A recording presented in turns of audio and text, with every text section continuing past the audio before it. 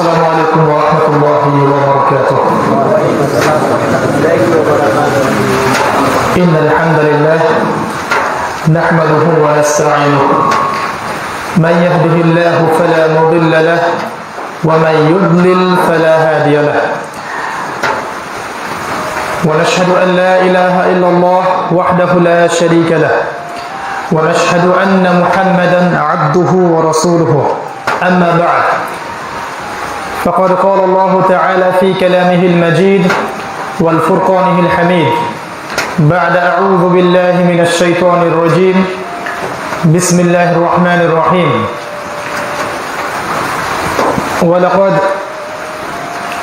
ذرأنا لجهنم كثيرا من الجن والإنس لهم قلوب لا يفقهون بها ولهم آذان لا يسمعون بها ولهم أعين لا يبصرون بها أولئك كالأنعام بل هم أضل أولئك هم الغافلون. وقال رسول الله صلى الله عليه وسلم: القرآن حجة لك وعليك، وهو يقول إن الله يرفع بهذا الكتاب أقواما ويضع به الآخرين. আলহামদুলিল্লাহ, যাবতীয় প্রশংসা এবং গুণগান একমাত্র মহিয়ান ও গরিয়ান আল্লাহ সুবহানাহু ওয়া তাআলার জন্য, যে আল্লাহ সুবহানাহু ওয়া তাআলা আজকে এই বর্ষণমুখর প্রচন্ড বৃষ্টির মধ্যেও আমাদেরকে মসজিদে আসার তৌফিক দান করেছেন, আমাদেরকে সুস্থ রেখেছেন। যে আল্লাহ পাক আরশে আজিমের উপরে সমুন্নত, যিনি নাজিল করেছেন মহাবিশ্বের মহাবিশ্বয় মহাগ্রন্থ আল কোরআন, এবং যিনি প্রেরণ করেছেন সর্বকালের সর্বশ্রেষ্ঠ মানব মুহাম্মদ রাসূলুল্লাহ সাল্লাল্লাহু আলাইহি ওয়াসাল্লামকে, আমরা সবাই আল্লাহ পাকের শুকরিয়া আদায় করি, বলি আলহামদুলিল্লাহ। দরুদ এবং সালাত বর্ষিত হোক প্রিয় নবী সাইয়্যিদুল মুরসালিন খাতামুন নবিয়্যিন মুহাম্মদুর রাসূলুল্লাহ সাল্লাল্লাহু আলাইহি ওয়াসাল্লামের প্রতি। আমরা সবাই সংক্ষিপ্ত আকারে দরুদ পাঠ করি, আল্লাহুম্মা সাল্লি আলা মুহাম্মদ, আল্লাহুম্মা বারিক আলা মুহাম্মদ। ভাই সাউন্ডটা একটু কমিয়ে দেন। সম্মানিত উপস্থিতি, আজকের এই সংক্ষিপ্ত সময়ের জুমার খুতবার আলোচ্য বিষয় হচ্ছে হাদিসে জিবরিল। হাদিসে জিবরিল এর মৌলিক শিক্ষা। আমরা দোয়া করছি আল্লাহর কাছে, আল্লাহ পাক যেন আমাদের সবাইকে আলোচনাটা শুনে বুঝে আমল করার তৌফিক দান করেন, আল্লাহুম্মা আমিন।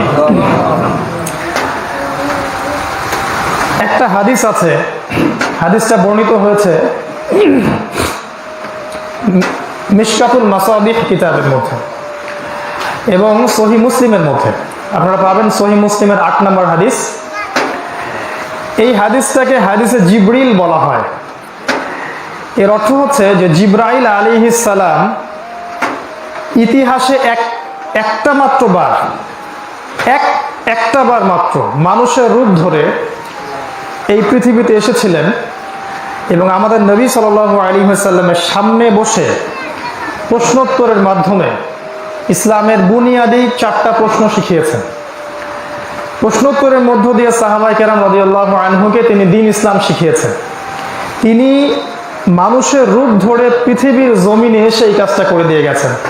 এই ঘটনাটা ইতিহাসে কখনো ঘটেনি। নূহ আলাইহিস সালামের সময় এমন ঘটনা ঘটেনি যে তিনি মানুষের রূপ ধরে পৃথিবীতে আসছেন।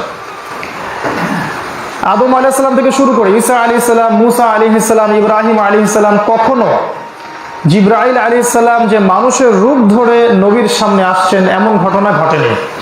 শুধুমাত্র আমাদের নবী মুহাম্মদ সাল্লাল্লাহু আলাইহি ওয়াসাল্লামের জীবনেই এই ঘটনা ঘটেছে একবার সশরীরে, এবং শুধু তাই নয়, তাকে অন্যান্য সাহাবীরাও দেখেছেন।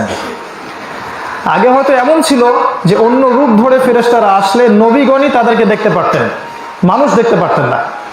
এই দফায় মানুষের সাথে সাথে সাহাবায়ে কেরামও দেখেছেন। এটা ঘটনা ইতিহাসে একটা বারই ঘটেছে। এই হাদিসটাকে হাদিসের পরিভাষায় বলে হাদিসে জিবরিল বা জিবরাইল আলাইহিস সালামের হাদিস। আজকে আমরা এই হাদিসটা নিয়ে কথা বলবো ইনশাআল্লাহ। এই একটা হাদিসের উপরে আজকে খুতবা হবে ইনশাআল্লাহ। রব্বি ইশরাহ লি সাদরি ওয়া ইয়াসসির লি আমরি ওয়াহলুল উকদাতাম মিন লিসানি ইয়াফকাহু কওলি। আমাদের নবী মুহাম্মদ সাল্লাল্লাহু আলাইহি ওয়াসাল্লাম বিদায় হজের ভাষণ দিয়েছেন, আপনারা জানেন। বিদায় হজের ভাষণে তিনি যখন সাহাবীদের সামনে ভাষণ দিচ্ছেন, তখন সাহাবীরা ক্রন্দন করছিলেন বা কাঁদছিলেন, এবং সবাই মনে করছিলেন যে নবী সাল্লাল্লাহু আলাইহি ওয়াসাল্লামের দায়িত্ব শেষ হয়ে গেছে এবং তার উপর ওহী নাজিল হচ্ছে, আল ইয়াউমা আকমালতু লাকুম দীনাকুম ওয়া আতমামতু আলাইকুম নি'মাতি ওয়া রাদিতু লাকুমুল ইসলাম দীনান। আজকের দিনে আমি তোমাদের উপরে দ্বীন ইসলামকে পূর্ণ করে দিলাম এবং এই দ্বীন ইসলাম এর উপরে আমি আল্লাহ সন্তুষ্ট হয়ে গেলাম। মানে এই আয়াতটা নাজিল হওয়ার অর্থ হচ্ছে ইসলাম পরিপূর্ণ, কিছু সংযোজন করারও অবকাশ নাই, কিছু কাটছাট করারও সুযোগ নাই। এই আয়াতটা নাজিল হয়েছে বিদায় হজের ভাষণের সময়। তখন সবাই মনে করেছিলেন যে আর মনে হয় কোনো ওহী আসবে না, ঠিক আছে। কিন্তু এই ঘটনার পরেও আমাদের নবীজির কাছে দুইটা ওহী আসছে। কয়টা ওহী? দুইটা ওহী আসছে। একটা হচ্ছে সুদ সম্পর্কে, সুদ। আরেকটা হচ্ছে এই হাদিসটা, যেটা আমি বলতে যাচ্ছি, হাদিসে জিবরিল। দেখেন, বিদায় হজের ভাষণে সবাই মনে করে নিলেন আর কোনো ওহী আসবে না, এর পরেও দুইটা ওহী আসছে। তার মানে বোঝেন এই দুইটা ওহীর গুরুত্ব কত গুরুত্বপূর্ণ। এই বিদায় হজের ভাষণের পর আমাদের নবী বেঁচে ছিলেন 83 দিন, বা কোনো বর্ণনা এসেছে 87 দিন। এই 87 দিনের মধ্যে এই দুইটা ওহী এসেছে। আজকে সুদের টপিকটা আলোচনায় আসছে না, বিস্তারিত আলোচনা আসছে না, শুধু এই হাদিসটার উপর আলোচনা করছি ইনশাআল্লাহ।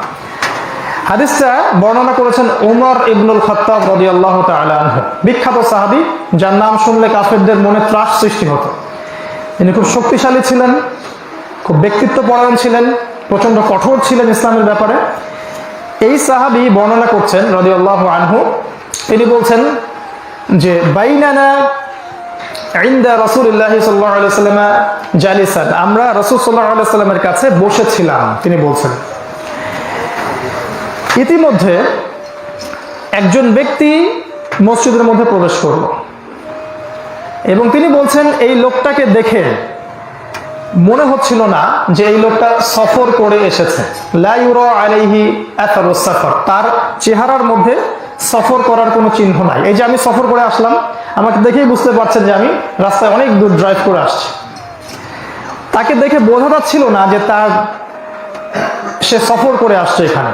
তিনি বলছেন তার গায়ের জামাটা ছিল প্রচন্ড রকম সাদা। আমি শর্ট করে বলছি, বিস্তারিত বলার সময় পাবো না। তার গায়ের জামাটা ছিল প্রচন্ড সাদা শুভ্র এবং চুলগুলো ছিল প্রচন্ড রকম কালো, মানে টিপটাপ পরিপাটি একজন মানুষ মসজিদে ঢুকলেন। এরপর তিনি রাসূল সাল্লাল্লাহু আলাইহি ওয়াসাল্লামের হাঁটুর সাথে হাঁটু লাগিয়ে দিয়ে বসলেন। বসার আদব শেখেন, ওস্তাদের সামনে কিভাবে বসতে হয়। হাঁটুর সাথে হাঁটু লাগিয়ে দিয়ে আমরা তাশাহুদে যেমন করে বসি, ওইভাবে তারা বসলেন। ওমর রাদিয়াল্লাহু আনহু বলছেন, এরপর সেই ব্যক্তি তার দুই হাত নবীজির উরুর ওপরে রাখলেন, রেখে নবীজির দিকে তাকিয়ে তাকে 4টা প্রশ্ন করলেন। কয়টা প্রশ্ন? 4টা। প্রথম প্রশ্ন করলেন, ইয়া মুহাম্মদ সাল্লাল্লাহু আলাইহি ওয়াসাল্লাম আখবিরনি আনিল ইসলাম, আমাকে ইসলাম সম্পর্কে বলুন। সাহাবীরা কিন্তু বসে আছেন চারপাশে, সব সাহাবী আছেন ওখানে, হয়তো আবু বকর সিদ্দিক আছেন, ওমর, উসমান, তালহা, সবাই আছেন। এবং আমি বারবার বলছি, হাদিসটা তার জীবনের একদম শেষের দিকের হাদিস। আখবিরনি আনিল ইসলাম, তো নবী সাল্লাল্লাহু আলাইহি ওয়াসাল্লাম বলছেন, আল ইসলামু, ইসলাম হচ্ছে আন তাশহাদা আল্লা ইলাহা ইল্লাল্লাহ, তুমি সাক্ষ্য দিবে যে আল্লাহ ছাড়া কোনো ইলাহ নেই, ওয়া আন্না মুহাম্মাদান রাসূলুল্লাহ, এবং মুহাম্মদ সাল্লাল্লাহু আলাইহি ওয়াসাল্লাম আল্লাহর রাসূল। এটা 1 নাম্বার।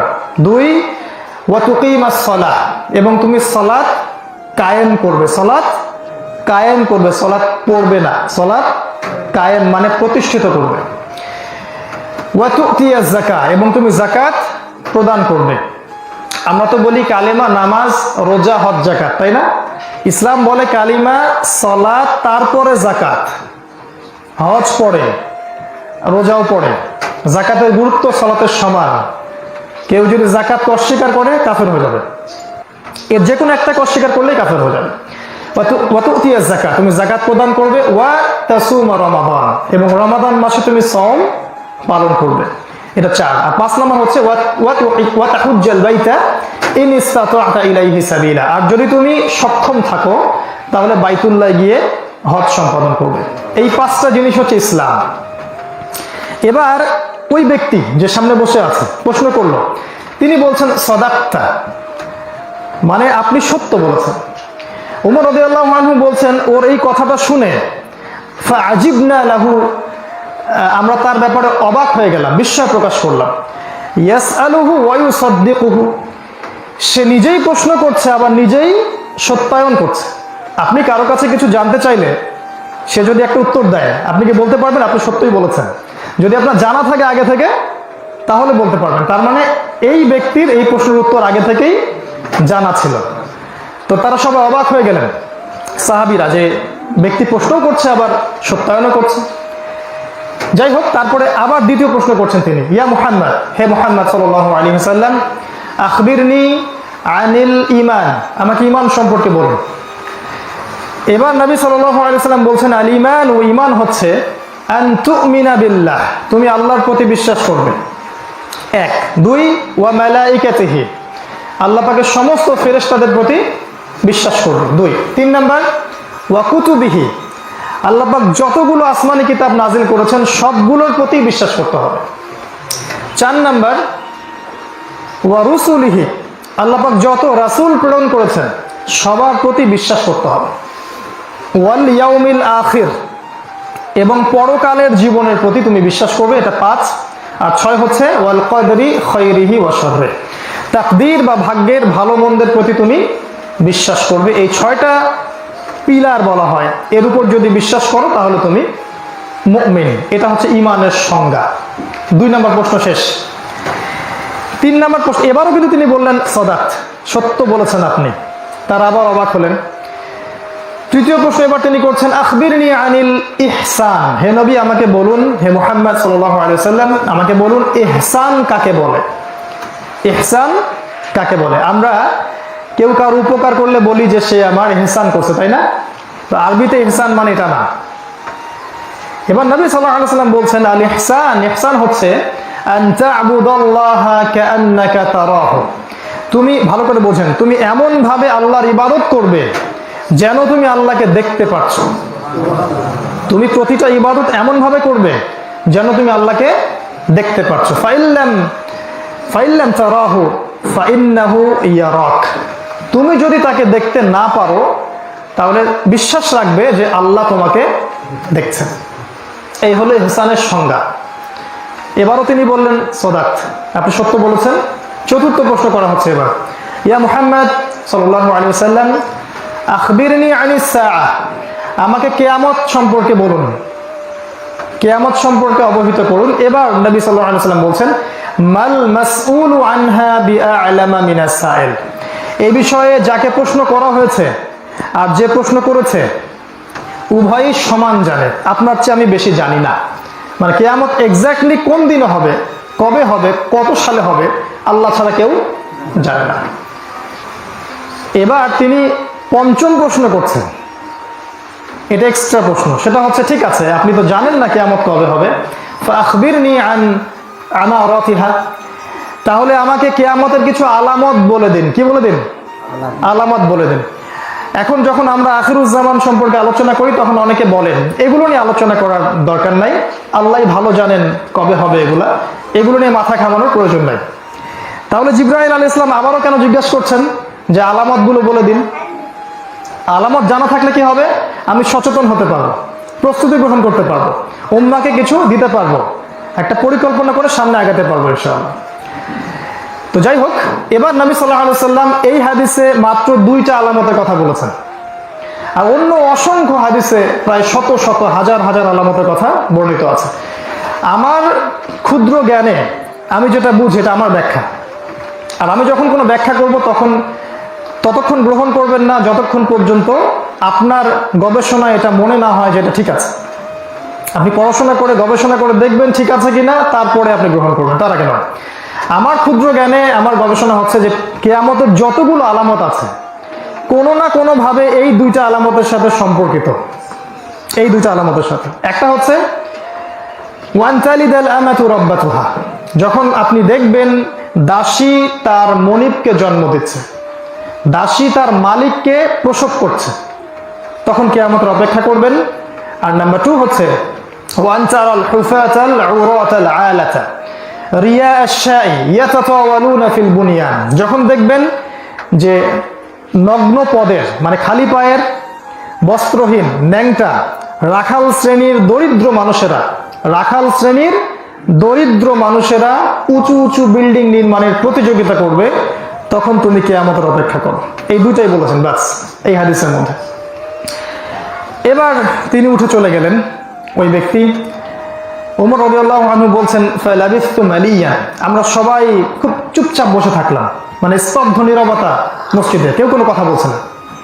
এবার রাসূল সাল্লাল্লাহু আলাইহি ওয়াসাল্লাম ওমর রাদিয়াল্লাহু আনহুকে বললেন, ইয়া ওমর, হে ওমর, আতাদরি মানিস সাইল, তুমি কি জানো এই প্রশ্নকারী কে ছিল?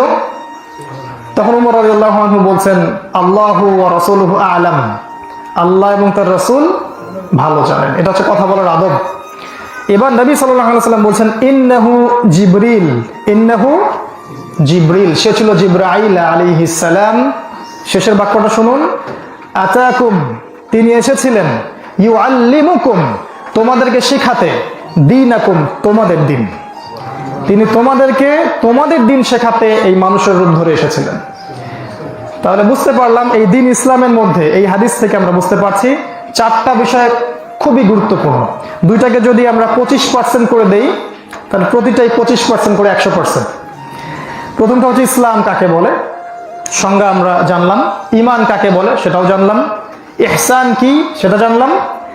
আর কিয়ামতের আলামতগুলো কি কি, এই 4টা বিষয় ইসলামের সমান গুরুত্বপূর্ণ। এখন আমরা একটা একটা করে এই বিষয়গুলো একটু ব্যাখ্যা করে ইনশাআল্লাহ আজকের খুতবা শেষ করব। প্রথম প্রশ্নটার দিকে তাকিয়ে দেখুন যে ইসলাম কাকে বলে। সংজ্ঞা দিয়েছে ইসলাম 5টা পিলারের নাম। একটা হচ্ছে তাওহীদ, আল্লাহ ছাড়া কোনো ইলাহ নাই সাক্ষ্য দেয়া এবং রাসূল সাল্লাল্লাহু আলাইহি ওয়াসাল্লামকে নবী হিসেবে স্বীকৃতি দেয়া, এটা প্রথম। তার মানে একজন মুসলিম, পরিপূর্ণ মুসলিম হতে হলে আমাদেরকে প্রথমত তাওহীদ পন্থী হতে হবে। আর যখন আপনি তাওহীদ পন্থী হবেন তখন শিরকের সাথে আপোষ করা যাবে না। তাওহীদ আমরা অবশ্য অনেকে কম বেশি বুঝি, তো যেহেতু এটা তাওহীদ এর একটা মার্কাজ এই মসজিদ, আপনারা এটা সম্পর্কে অনেক জানেন আমার ধারণা। তারপরে আমি এতটুকু বলছি যে তাওহীদের 3টা প্রকারভেদ আছে। তাওহীদে রুবুবিয়্যাত, আল্লাহ রাব্বুল আলামিনকে একমাত্র সৃষ্টিকর্তা, পালনকর্তা, বিধানদাতা হিসেবে গ্রহণ করা, রিজিক দাতা হিসেবে গ্রহণ করা, জীবন মৃত্যুর মালিক, সবকিছু আল্লাহর পক্ষ থেকে আসে। 2 নাম্বার তাওহীদে উলুহিয়াত, মানে ইবাদত করতে গিয়ে আল্লাহ ছাড়া অন্য কারো ইবাদত করা যাবে না, আল্লাহ ছাড়া অন্য কারো নামে সিজদা করা যাবে না, মাজারে মানত করা যাবে না, আল্লাহ ছাড়া অন্য কারো নামে কি জবাই করা যাবে না, অন্য কারো কাছে দোয়া করা যাবে না। এগুলো তাওহীদে উলুহিয়াতের অন্তর্ভুক্ত। আরেকটা আছে তাওহীদে আসমা ও সিফাত, আল্লাহ পাকের যে নামগুলো আছে, ইসমগুলো আছে, সিফাতগুলো, এগুলোকে পূর্ণ বিশ্বাস করা এবং এগুলো সমাজে, নিজের জীবনে, পরিবারে বাস্তবায়ন করা। এই 3টা হচ্ছে তাওহীদের ক্যাটাগরি। তাওহীদের বিপরীতটা কি? বিপরীতটা শিরক। কারো আমল নামে একটা শিরক থাকলে ওই অবস্থায় মৃত্যুবরণ করলে জাহান্নামে যাওয়ার সম্ভাবনা প্রচুর। আমি বলছি না জাহান্নামেই যাবে, জাহান্নামে যাওয়ার সম্ভাবনা প্রচুর। যদি তওবা করে আল্লাহ পাক মাফ করে দিবেন ইনশাআল্লাহ। শিরক এমন একটা পাপ, আপনারা আগে অনেক শুনেছেন এগুলো নিয়ে লেকচার, যেই পাপটা আল্লাহর কাছে সবচেয়ে বেশি অপছন্দনীয়, ঘৃণিত। আল্লাহ পাক অভিসম্পাত বর্ষণ করেন মুশরিকদের উপরে, যারা শিরক করে তাদের উপরে। এখানেও 3টা বিষয় আছে। শিরক 3টা ক্ষেত্রে হয়, সংক্ষেপে বলছে। একটা হচ্ছে বিশ্বাসে শিরক হয়, আকীদায় শিরক হয়। কেউ বিশ্বাস করে যে আল্লাহ ছাড়া অন্য কেউ সন্তান দিতে পারে, মুশরিক। কেউ বিশ্বাস করে আল্লাহ ছাড়া অন্য কেউ জীবন দিতে পারে, মুশরিক। আল্লাহ ছাড়া কেউ শেফা দিতে পারে, সেও মুশরিক। কারো বিশ্বাস যদি থাকে আল্লাহ ছাড়া অন্য কারো কাছে দোয়া করলে পাওয়া যাবে, অন্য কারো কাছে নজর মান্নত করলে উপকার হবে, এগুলো সম্পূর্ণ শিরকি আকীদা। এটা হচ্ছে আকীদার শিরক, বিশ্বাসের শিরক। 2 নাম্বারটা হচ্ছে কাজের শিরক। কাজ করতে গিয়ে, ইবাদত করতে গিয়ে যদি আল্লাহ ছাড়া আল্লাহর সাথে অন্য কাউকে সমকক্ষ স্থাপন করে, এটা হবে শিরক। এটা কাজের ক্ষেত্রে শিরক। যেমন আল্লাহ ছাড়া অন্য কারো নামে মানত করা, জবাই করা, দোয়া করা বা ইবাদত করা। এখানে একটা বিষয় যোগ করছি, আল্লাহ যেটা হালাল করেছেন, এটা ভালো করে বুঝবেন। আল্লাহ যেগুলোকে হালাল করেছেন, কেউ যদি সেগুলোকে হারাম করে, আর আল্লাহ যেগুলোকে হারাম করেছেন কেউ যদি সেগুলোকে হালাল করে নেয় এটাও স্পষ্ট শিরক। কোনো ব্যক্তি, কোনো পরিবার, কোনো সমাজ বা রাষ্ট্র বা বিশ্ব যদি এই কাজটা করে পুরো বিশ্বটাই শিরকের মধ্যে আছে। এখনকার বিশ্বের অবস্থা এরকম। আল্লাহ পাক যেগুলোকে হালাল করেছেন তারা ধরে ধরে সবগুলোকে হারাম করে দিয়েছে, আর আল্লাহ যেগুলোকে হারাম করেছেন সবগুলোকে তারা হালাল করেছে। কিভাবে? আল্লাহ পাক হারাম করেছেন সুদ, আর আমরা সুদটা ফরজ করেছি আমাদের উপরে, তাই করিনি? বিশ্বের প্রতিটা ব্যাংকিং সিস্টেম সুদ ভিত্তিক, এদেশের ম্যাক্সিমাম ব্যাংকিং সিস্টেম সুদ ভিত্তিক। প্রতিটা জেলায়, প্রতিটা থানা, ইউনিয়নে সুদী এনজিও সয়লাব আছে। আমাদের নবী বলেছিলেন যে কেউ যদি 1 দিরহাম সুদ খায় সে যেন 36টা মেয়েকে ধর্ষণ করবে।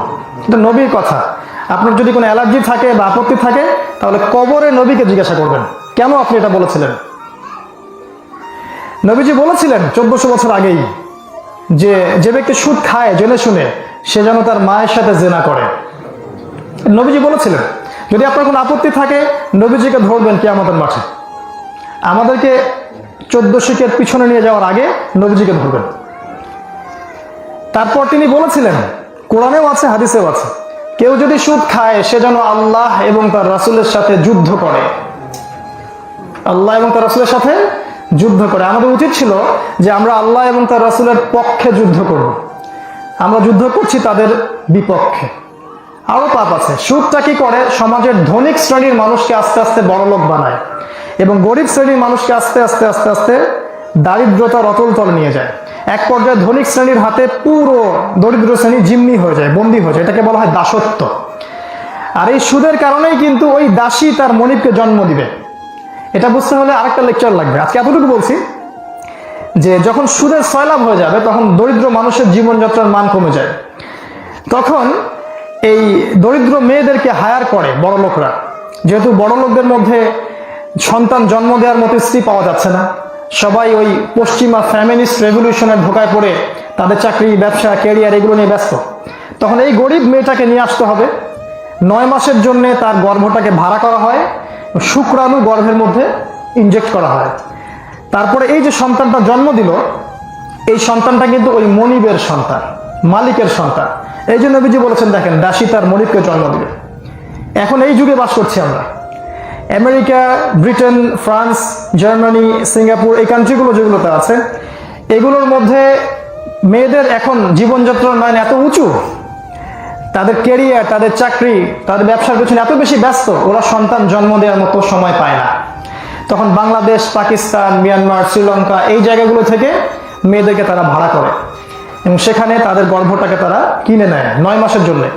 9 মাস আমার সন্তানটাকে জন্ম দিয়ে দাও, তোমাকে আমি 2000, 5000, 10,000 ডলার দিব। এই দেখেন দাসী এই মেয়েটা। আর এই যে মনিব, যে সন্তানটাকে জন্ম দেওয়া হলো, এই সন্তানটা মালিকের ছেলে। দাসী তার মালিককে জন্ম দিল। এই হাদিসটা আজকে থেকে 200 বছর আগে বোঝার বুদ্ধি ছিল না, এই ব্যাখ্যাটা করার সুযোগ ছিল না। এখন সেটা করতে পারি আমরা। ইসলাম এমন একটা রিলিজিয়ন যেটা প্রত্যেক যুগের জন্য। শুধু আমাদেরকে মাথা কাটাতে হবে।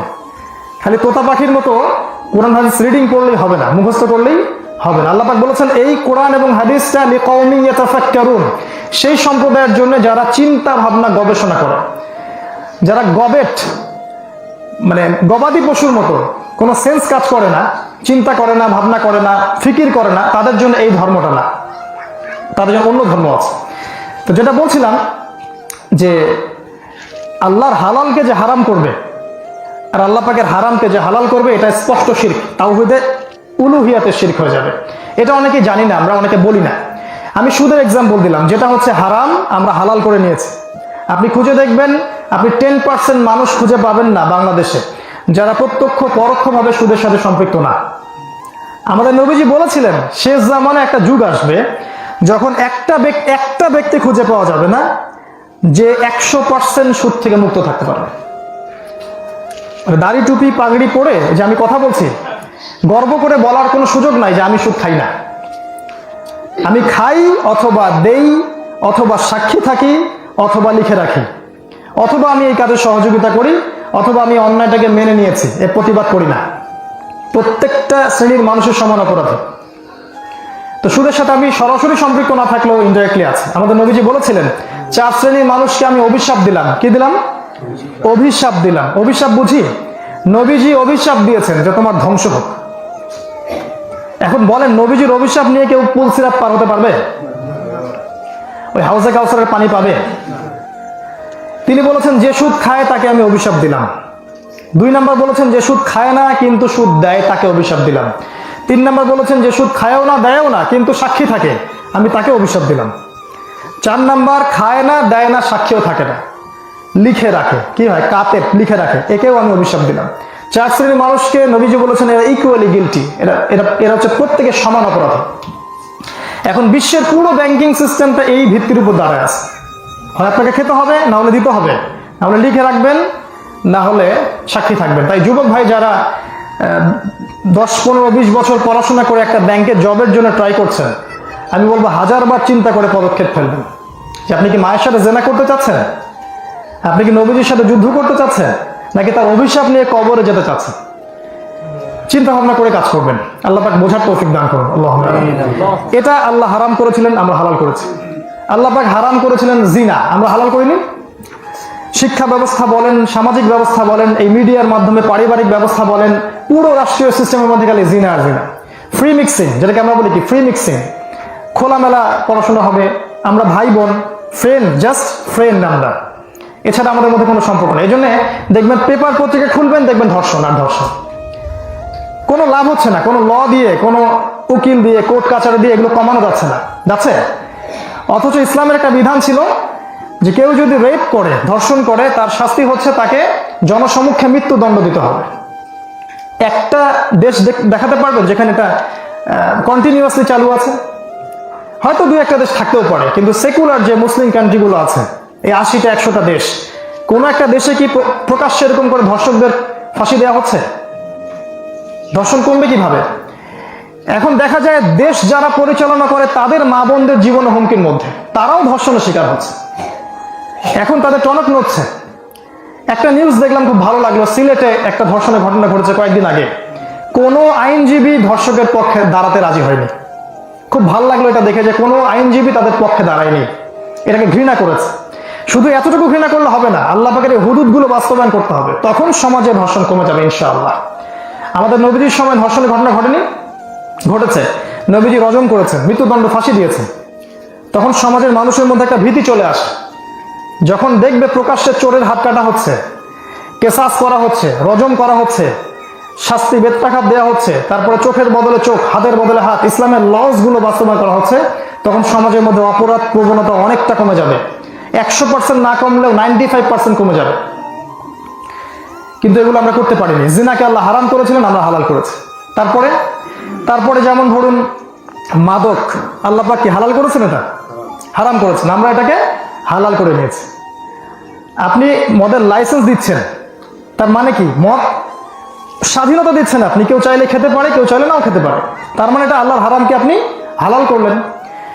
একটা নিউজ দেখলাম কয়েকদিন আগে যে এই করোনাকালীন সময়ে ডিবি পুলিশ যারা আছেন তারা বিভিন্ন জায়গায় রেড চালিয়েছেন ঢাকা শহরে, এবং তারা অনেক মাদক ব্যবসায়ীকে গ্রেপ্তার করেছেন। দেখে খুব ভালো লাগলো। কিন্তু তারপরে যে টাইটেলটা দেওয়া হলো, তাদের অপরাধটা কি? তাদের অপরাধ হচ্ছে তারা বিনা লাইসেন্সে মদের ব্যবসা করেছে। তার মানে কি লাইসেন্স পেলে এটা হালাল ছিল? আরেকটা অপরাধ হচ্ছে ওদের এই করোনাকালীন সময়ে ফেসবুকের মাধ্যমে তারা এই মদগুলোকে হোম ডেলিভারি দিয়েছে। মদ হোম ডেলিভারি দেওয়া হচ্ছে, আপনি বসে টিপবেন, বাসায় মদ চলে আসে। এটা কি আল্লাহর হারামকে হালাল করিনি আমরা? এটাও শিরক। এভাবে আল্লাহ পাকের যে বিধানগুলো, আইনগুলো, হুকুমগুলো আল্লাহ হালাল করেছেন, আমরা হারাম করেছি। যেমন ধরুন আপনার ছেলের বয়স 17 বছর বা আপনার মেয়ের বয়স 16 বছর। আমার প্রশ্নের উত্তর দিন, একটা 16 বছরের মেয়ে কি সন্তান জন্ম দিতে সক্ষম কিনা? সক্ষম না? এই মেয়ের বিয়ে ইসলামে জায়েজ কিনা? কিন্তু আপনি যদি এই মেয়েটার বিয়ে দিতে চান, এখন আপনাকে ওই জেলখানার ভিতরে থাকতে হবে, কারণ ওর বয়স 18 বছর হয়নি। ইসলাম বলেছে ও যদি হায়েজ হয় এবং রুশদ হয়, রুশদ মানে বুদ্ধি, আকল, রুশদ থাকে এবং সে নিসা মানে মহিলায় পরিণত হয়। ইসলাম বাচ্চাকে বিয়ে করতে বলেনি, 8 বছর 9 বছরের শিশুকে বিয়ে করতে বলেনি। তার যখন ম্যাচুরিটি আসবে এবং বুদ্ধি, রুশদ আসবে, নিসা হয়ে যাবে, তখন তার বিয়ে জায়েজ। তো এখন এটার জন্য বয়স ফিক্স করে দিলাম আমরা। একজনের যদি 17 বছর 11 মাস হয় তার বিয়ে জায়েজ না আমাদের এখানে, আরেক মাস পরে জায়েজ হবে। তাহলে এটা কি ধরনের চিন্তা করেন, যখন আমরা আল্লাহর বিধানকে বাদ দিয়ে মানুষের